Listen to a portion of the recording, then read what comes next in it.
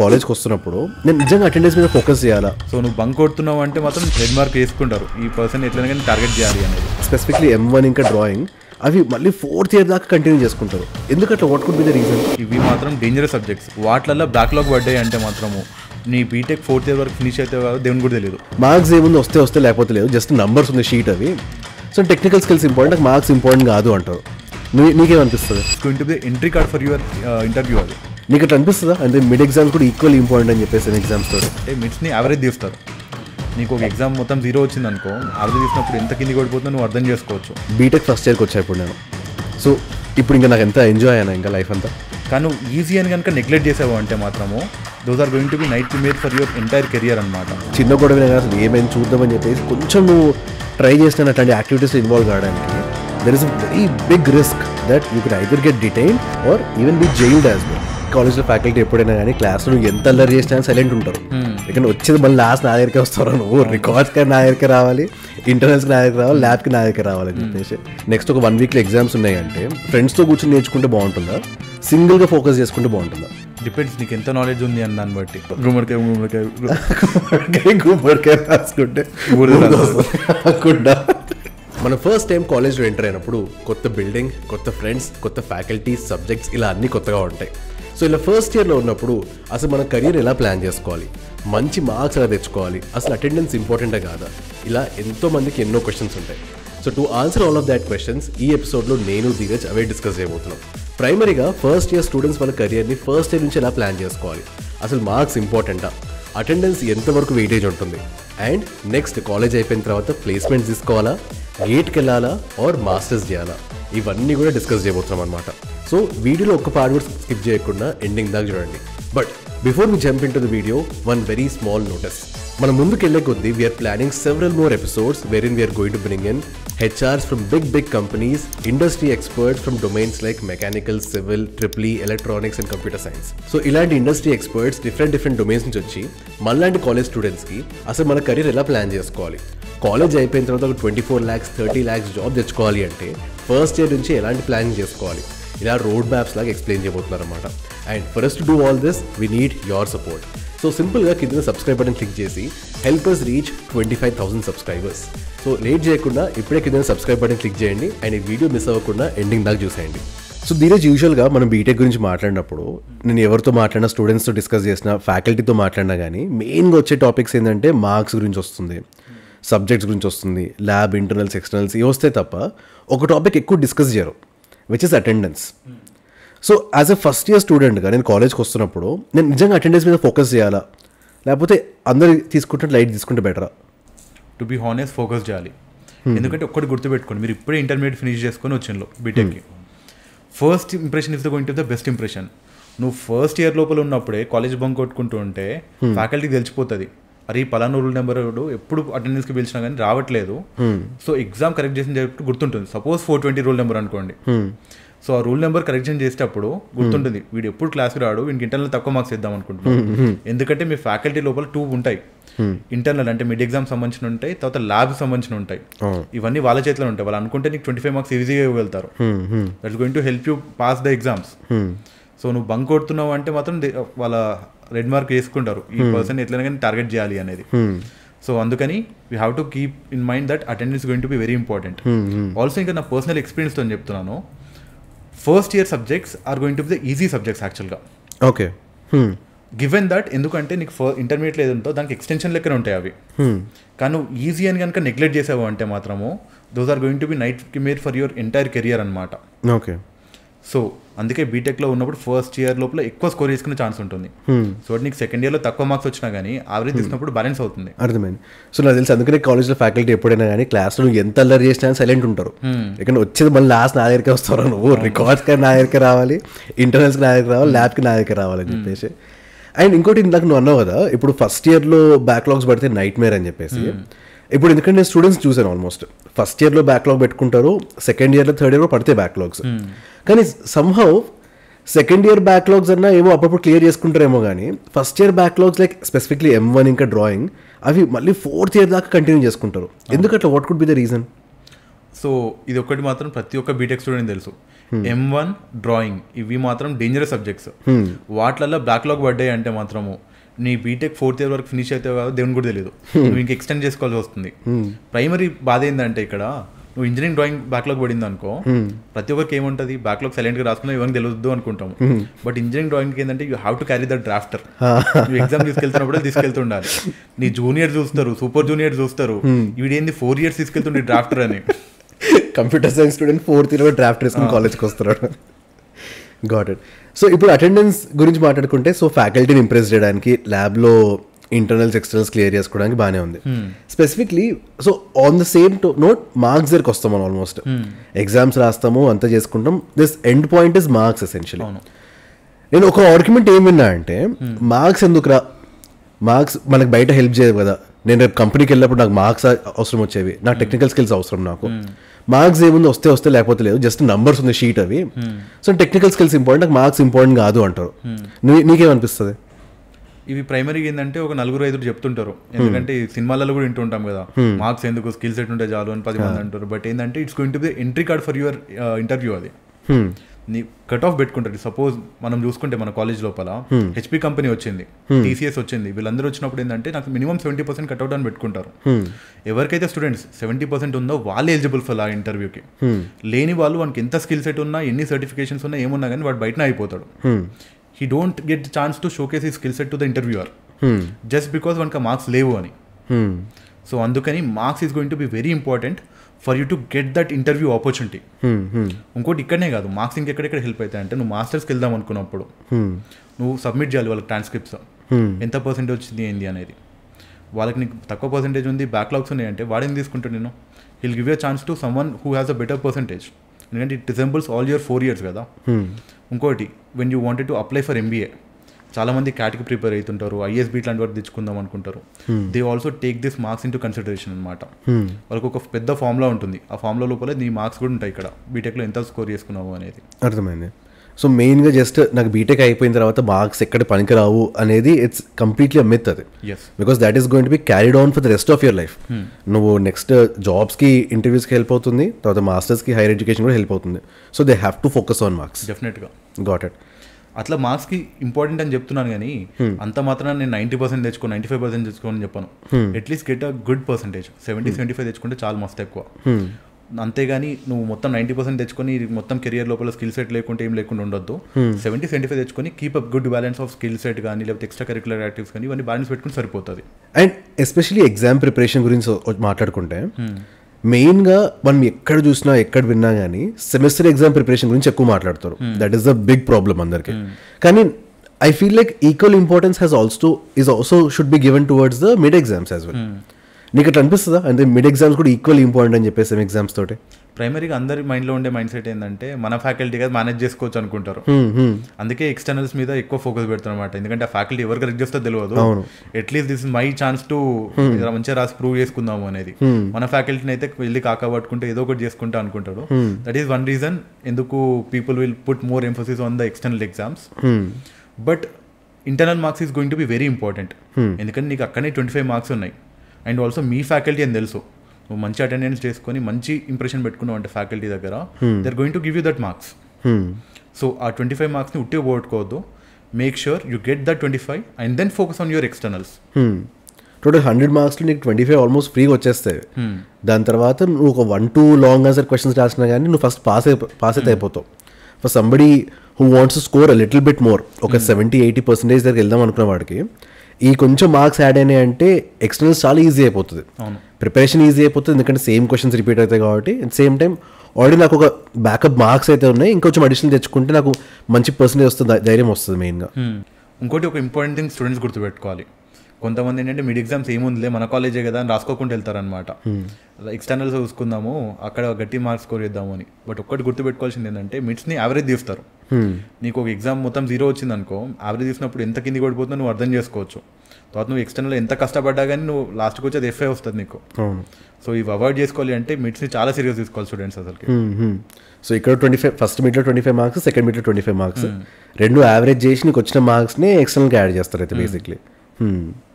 So ఏ ఒక్క mid సరిగ్గా రాకపోయినా కానీ డిఫికల్ట్ అయితే అర్థమైంది. సో సో యూజువల్గా సేమ్ ఎగ్జామ్ ప్రిపరేషన్ గురించి మాట్లాడితే నేను నా ఎక్స్పీరియన్స్లో I have seen 2 groups of people. Either చదువుకుంటే కంబైన్డ్ స్టడీస్ చేస్తారు, అందరూ ఒకటిసారి గుంపు కట్టి చదువుకుంటారు. దీని అవుట్కమ్ ఏంటంటే ఐదర్ పాస్ అయితే అందరు పాస్ అయితే అందరు ఫెయిల్ అవుతారు. ఇంకోటి ఏంటంటే సింగిల్గా నేర్చుకుంటారు, అంటే వాళ్ళే ఇంట్లో కూర్చొని సోలోగా నేర్చుకుంటారు. What would you recommend that students do? ఇప్పుడు నేను నెక్స్ట్ ఒక 1 weekలో ఎగ్జామ్స్ ఉన్నాయంటే ఫ్రెండ్స్తో కూర్చొని నేర్చుకుంటే బాగుంటుందా, సింగిల్గా ఫోకస్ చేసుకుంటే బాగుంటుందా? డిపెండ్స్ నీకు ఎంత నాలెడ్జ్ ఉంది అని దాన్ని బట్టి. నిజంగా నీకు అసలుకి ఏం రాదనుకో, ఇప్పుడు కొత్త బుక్ ఓపెన్ చేసి నేర్చుకున్నా ఏం ఎక్కదు. అదే ఇంకా 4 ఫ్రెండ్స్తో కలిసినావు అంటే వాళ్ళు చెప్తారు అట్లీస్ట్ నీకు ఇది నేర్చుకో ఇది నేర్చుకో అని, ఎందుకంటే వాళ్ళు మొత్తం చదువుకుంటారు నీకు సైలెంట్గా. సో అందుకే నీకు సపోజ్ ఏం రాలేదు అంటే నువ్వు కొత్త బుక్ ఓపెన్ చేసి ఆ లాస్ట్ మూమెంట్లో ఏం నేర్చుకోలేవు. At least sit with some people, ఎవరికైతే వాళ్ళు వచ్చో వాళ్ళతో ఒక 2-3 క్వశ్చన్స్ ఎక్స్ప్లెయిన్ చేయించుకుని రాసుకోగలుగుతావు. బట్ నీకు ఏమి రాదనుకో అసలుకి that's going to be dangerous అది. ఓకే, అర్థమైంది. నాకు at least I have a different opinion on this. నాకేమనిపిస్తుంది అంటే ఆపోజిట్ అనిపిస్తుంది అనమాట. నీకేం రాదనుకో, ఐడియలీ నీతో పాటు ఉన్న వాళ్ళు కూడా సిమిలర్ స్టేజ్లో ఉంటారు. సో వాళ్ళతో పాటు కూర్చుంటే అదంటారు ఇట్లా బూడిద రాసుకుంటే అన్నట్టు, గుమ్మడికాయ రాసుకుంటే కాకుండా నీకేం రానప్పుడు సింగిల్గా ఫోకస్ చేసుకుని బెటర్ అనిపిస్తుంది అనమాట. ఎందుకంటే నీకు సగం వచ్చు, వాడికి సగం వచ్చు, ఇద్దరు హాఫ్ ఆఫ్ ఇన్ఫర్మేషన్ ఎక్స్ప్లెయిన్ చేసుకుంటూ ఇద్దరు కలిసి ఫెయిల్ అవ్వడం కంటే సింగిల్గా ఉండి ఫోకస్ చేసుకోవడం బెటర్ అనిపిస్తుంది. నాకు గ్రూప్ ప్రిపరేషన్ ఎప్పుడు బెటర్ అనిపిస్తుంది అంటే రివిజన్ టైం లోపల, especially when both of you are revised. అంతా నేర్చుకున్నారు, జస్ట్ రివిజన్ అన్నప్పుడు నేను నీకు ఎక్స్ప్లెయిన్ చేసి నువ్వు నాకు ఎక్స్ప్లెయిన్ చేస్తే it just reinforces those concepts. So at least that is my opinion on that aspect. నా ఉద్దేశం ఏంటంటే మనం ఒక్కరమే గుమ్మడికాయ, ఇంకోటి ఎప్పుడప్పుడు సైలెంట్ గా నేర్చుకుంటూ ఉంటాడు వాడు. సో అట్లీస్ట్ మనం వెళ్ళి 100 కూర్చున్నాము అంటే ఎంతో నేర్చుకుంటాం అనమాట. అర్థమైంది. దీని ఒకటి కామన్గా నేను విన్నది ఏంటంటే ఎస్పెషలీ పేరెంట్స్ నుంచి కానీ అంకుల్స్ నుంచి కానీ ఆంటీస్ వాళ్ళ నుంచి కానీ 10th ఉన్నంత వరకు ఏమో 10th ఒకటి అయిపోగొట్టుకోరా నీకు ఇక తర్వాత ఎంజాయ్ అంటారు. ఇక ఇంటర్మీడియట్లో రాగానే ఇంకొక 2 years కష్టపడ్డావు అనుకో బీటెక్ మొత్తం ఎంజాయ్ అంటారు. ఇట్లా బీటెక్ ఫస్ట్ ఇయర్కి వచ్చా ఇప్పుడు నేను. సో ఇప్పుడు ఇంకా నాకు ఎంత ఎంజాయ్ అయినా ఇంకా లైఫ్ అంతా. ప్రైమరీగా అందరూ అనుకుంటారు ఏంటంటే చెప్తారు, కాషన్ చేస్తారు పిల్లల్ని, నీకు ఇంక ఇప్పుడు ఫ్రీడమ్ వచ్చింది కదా ఎంజాయ్ చేయకు అనేది.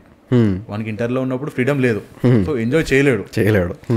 బీటెక్ వచ్చినప్పుడు ఆ ఫ్రీడమ్ వచ్చింది, మరి ఇప్పుడు ఎంజాయ్ చేయలేకపోతే ఇంకా లాభమే ఉంది చెప్పది. ఇంకెప్పుడు ఎంజాయ్ చేస్తాడు వాడి లైఫ్ లోపల. సో ఏంటంటే it's going to be right balance పెట్టుకోవాలి వాడు.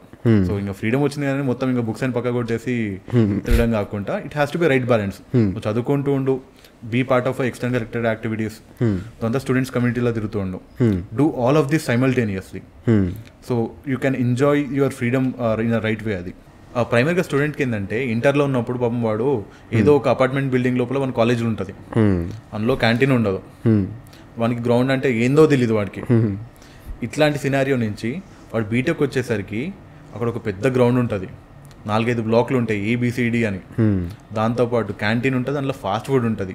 వాడు అసలు మైండ్ పేలిపోద్ది, ఏంది నా క్యాంటీన్ ఇక్కడ ఉంది కాలేజ్ లోపలనే, దాంతోపాటు ఫాస్ట్ ఫుడ్ సెంటర్ కూడా ఉంది ఇక్కడ, వావ్. దాంతోపాటు ఇంకోటి చూస్తుంటే గోడ దుంకుతుంటాడు, అసలు ఒక సపరేట్ ప్రపంచం లెక్క ఉంటుంది వానికి. బ్యాక్గ్రౌండ్ లో కల్కి సాంగ్ ప్లే అవుతుంటుంది వానికి, ఇదేమి చూడని ప్రపంచం అన్నట్టు.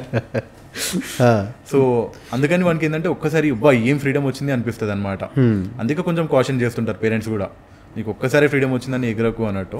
ఓకే, బట్ ఏంటంటే what they mean to say is keep a right balance. నీ చదువు, నీ ఎక్స్ట్రా కరిక్యులర్ యాక్టివిటీస్ అన్ని బ్యాలెన్స్ చేసుకుంటే it's going to be a good journey. Okay, అర్థమైంది. ఎగ్జామ్ ప్రిపరేషన్ టైం లోపల రేపు ఎగ్జామ్ వస్తుందంటే జాతర గురించి చదువుకుంటున్నప్పుడు స్టూడెంట్ చేతిలో ఉన్నవి ఒక 2-3 రిసోర్సెస్ ఉంటాయి మెయిన్గా. ఒకటి వాడు సంవత్సరం రాసుకున్న క్లాస్ నోట్స్, సెకండ్ లైబ్రరీ తెచ్చుకున్న ఫ్రెష్ టెక్స్ట్ బుక్, థర్డ్ అసలు అర్థం కానీ ఆల్ ఇన్ వన్ ఉంటుంది. ఈ 3 ఉంటే సరిపోతాయి ఆ ఎగ్జామ్ ప్రిపరేషన్కి. మేజర్ ఏంటంటే notes is going to be very important role అనమాట. ఎందుకంటే నీకు ఎవరో చెప్పింది అర్థం కావడం కష్టం అవుతుంది. సో అందుకని నోట్స్ నువ్వు అప్పుడప్పుడు ఇని రాసుకునేది హెల్ప్ అవుతుంది. బట్ ఏంటంటే మన స్టూడెంట్స్కి ఏముంటుంది, కాలేజ్ బంక్ కొట్టడం ఉంటుంది, కొంత యాక్టివిటీస్ ఉంటాయి, ఇవన్నిట్లలో నోట్స్ రాసుకోవడం మిస్ అయిపోతారు. అందుకే కదా మన ప్రైమరీగా మన సైన్ హబ్ యాప్ లోపల స్టూడెంట్ డెడికేటెడ్ నోట్స్ ఉంటుంది, హై క్వాలిటీ లెక్చర్ నోట్స్. దీని లోపల ఏంటంటే నువ్వు బై మిస్టేక్ కాలేజ్కి వెళ్ళలేదు అనుకో, ఇంకా చాప్టర్ మొత్తం పోయింది, ఆ యూనిట్ పోయింది అనుకోకుండా you can just open the app, నీకు కావాల్సిన నోట్స్ హై క్వాలిటీలో దొరికిపోతుంది మన దగ్గర. Okay, so this is how he'll be able to at least నా మార్క్స్ పోవు అనే కాన్ఫిడెన్స్ అయితే వస్తుంది వాడికి. అర్థమైంది. దాంతోపాటు ప్రీవియస్ క్వశ్చన్ పేపర్ మన అందరూ తెలుసు, వీటి లోపల ఇంపార్టెంట్ క్వశ్చన్స్ చదువుకున్నాము అంటే 70% ఆఫ్ ద క్వశ్చన్స్ అక్కడి నుంచి దిగిపోతాయి. అందుకే మన యాప్ లోపల స్టూడెంట్కి మైండ్ సెట్కి సంబంధించినట్టు నోట్స్, ప్రీవియస్ ఇంపార్టెంట్ క్వశ్చన్స్ ఇవన్నీ ఉన్నాయి. Got it. సో స్టూడెంట్స్ ఎట్లా యాక్సెస్ చేయాలి నోట్స్? ఫర్ ఎగ్జాంపుల్ నాకు అప్లైడ్ ఫిజిక్స్ నోట్స్ కావాలనుకో, రేపు నాకు అప్లైడ్ ఫిజిక్స్ ఎగ్జామ్ ఉంది, నేను మిడ్ ఎగ్జామ్ ప్రిపేర్ అవుదాం అనుకుంటున్నా, ఆర్ నెక్స్ట్ సెమిస్టర్ ఎగ్జామ్ కోసం. సో నాకు అప్లైడ్ ఫిజిక్స్ నోట్స్ కావాలంటే నేను ఏం చేయాలి? సింపుల్గా మనం గూగుల్ ప్లే స్టోర్కి వెళ్ళిపోండి, CYNOHUB సైనోహబ్ అని టైప్ చేయండి, మీకు దొరికే ఫస్ట్ లింక్ ఉంటుంది మనది బీటెక్ యాప్ అని. ఓపెన్ చేసిన తర్వాత మీకు సబ్జెక్ట్స్ కనిపిస్తాయి, మీకు ఏ సబ్జెక్ట్ కావాలి అనేది. మీరు సబ్జెక్ట్ సెలెక్ట్ చేసుకున్న తర్వాత గో టు లెక్చర్ నోట్స్. ఈ లెక్చర్ నోట్స్ క్లిక్ చేయగానే మీకు హై క్వాలిటీ లెక్చర్ నోట్స్ మొత్తం వస్తాయి. ఇది కూడా మనకి యూనిట్ వైజ్ ఆపరేషన్తో ఉంటుంది. సో నువ్వు యూనిట్ 1 నేర్చుకుందాం అనుకుంటే యూనిట్ 1 నేర్చేసుకోవచ్చు. దాంతోపాటు ఇంపార్టెంట్ క్వశ్చన్స్ అనే సెగ్మెంట్ ఉంటుంది. సో ఏంటంటే టాప్ ఫ్యాకల్టీ JNTUలో కానీ బీటెక్లో ఉన్న టాప్ ఫ్యాకల్టీ వాళ్ళు సెగ్మెంట్ చేసి పెడతారు. సెగ్మెంట్ నుంచే 70% ఆఫ్ ద క్వశ్చన్స్ వస్తాయి అన్నట్టు. సో అక్కడి నుంచి కూడా నేర్చేసుకోవచ్చు వాళ్ళు. అర్థమైంది. సో దిస్ కాలేజ్లో మార్క్స్ ఇంత part of the life, subjects ఇంత part of the life, or మన ఫ్యాకల్టీ తిట్టేవి కానీ లేకపోతే చేసేవి కానీ ఎంత part of the life, ragging కూడా it is part of your BTech journey. So first year students ఎస్పెషల్గా జాయిన్ అయినప్పుడు వాళ్ళకి కొత్త, అసలు ఎవరైనా వచ్చి ర్యాగింగ్ చేశారంటే ఇట్లా ప్యానిక్ అయిపోయి భయపడిపోయి, కాలేజ్ అంటే ఇంట్లో ఉంటుందా, నన్ను వెళ్తే బులీ చేస్తారా అని చెప్పేసి భయపడుతూ ఉంటారు. సో ఆ విషయం లోపల what kind of advice would you give to students? మెయిన్గా ఫస్ట్ ఇయర్లో నువ్వు ఉన్నప్పుడు బంక్ కొట్టలేదు అనుకో, ర్యాగింగ్ అంటే ఏందో చూడవు. ఎందుకంటే morning faculty are going to be very strict, evening నువ్వు బస్ ఎక్కేటప్పుడు చాలా స్ట్రిక్ట్గా ఉంటారు, మొత్తం అబ్జర్వ్ చేస్తుంటారు ఈగల్స్ లెక్క ఇవి పెట్టుకొని. బట్ వెరాజ్ నువ్వు బంక్ కొట్టి కనుక బయటికి వెళ్ళావంటే మీ సీనియర్స్ అయితే బయటనే ఉంటారు కనుక అప్పుడు that is the only place of getting ragged అసలుకి. సో దీన్ని అవాయిడ్ చేయాలంటే నువ్వు కాలేజ్లో ఫస్ట్ ఇయర్లో కొంచెం బంక్స్ తక్కువ చేసావంటే ragging is going to be avoided. ఇంకోటి ఏంటంటే ఒకటి గుర్తుపెట్టుకోవాలి స్టూడెంట్స్, బయట ఏంటంటే స్టూడెంట్స్ చూస్తున్నప్పుడు గొడవలు పెట్టుకుంటూ ఉంటారు, లేకపోతే ఎవడైనా హీరో లెక్క ఇద్దామని చూస్తుంటాడు. వాడు ఓన్లీ ఆ 4 years ఉన్నంత వరకు హీరో లెక్క ఉంటాడు. బట్ 4 years అయిపోయిన తర్వాత he has to enter the job market. అక్కడికి ఆ హీరోయిజం ఏవి పనికి రావు. సో నువ్వు ఫస్ట్ ఇయర్లో ఉన్నప్పుడు నువ్వు బుద్ధిగా చదువుకొని స్కిల్స్ పెంచుకున్నావు అంటే 4th year తర్వాత నువ్వు లైఫ్ లాంగ్ హీరో లెక్క ఉంటావు. లేదు అంటే ఆ 4 years హీరో అవుదాం అనుకుంటే మాత్రం rest of the life you're going to be zero. ఎందుకంటే మెయిన్గా చాలామంది స్టూడెంట్స్, చాలామంది అన్నారు కానీ కొంతమంది స్టూడెంట్స్ ఏంటంటే ప్రాపర్ గైడెన్స్ లేకనో లేకపోతే ప్రాపర్ మెంటర్షిప్ లేకనో, ఎక్కడైనా కాలేజ్లో హడావిడి అవుతుందన్నా కానీ లేకపోతే ఏమైనా గొడవ అవుతుందన్నా కానీ ఫస్ట్ ఇంట్రెస్ట్ దూరదామని ట్రై చేస్తారు. వాడికి ఆ ల్యాబ్ వన్ సబ్జెక్ట్ మీద లేదు ఇంట్రెస్ట్, ఆ గొడవ మీద వచ్చేస్తుంది ఒకటేసారి. సో అట్లాంటి వాళ్ళు ఇక్కడ అక్కడికి వెళ్ళి ఆ రోజు ఆ మూమెంట్లో షైన్ అయినా కానీ that is a very bad light. ఎందుకంటే చాలా కాలేజెస్ దగ్గర గొడవలు అయ్యి కొంచెం ఫర్ ఎగ్జాంపుల్ కొంచెం పెద్దగా అయిందంటే అథారిటీస్ గెట్ ఇన్వాల్వ్డ్, పోలీసులు వస్తారు, సింపుల్ డిటైన్ చేసేస్తారు, అయితే పోలీసులు వస్తారు. వాళ్ళు వచ్చి తీసుకెళ్ళిపోయినప్పుడు such a bad remark. And స్టూడెంట్స్కి ఏంటంటే తెలియదు వాళ్ళకి ఏ గొడవ ఎంత దూరం వెళ్తుంది అని చెప్పేసి, చిన్న గొడవనే కానీ అసలు ఏమైనా చూద్దామని చెప్పేసి కొంచెం నువ్వు ట్రై చేసిన అట్లాంటి యాక్టివిటీస్లో ఇన్వాల్వ్ కావడానికి there is a very big risk that you can either get detained or even be jailed as well. Right, that students have to keep in mind.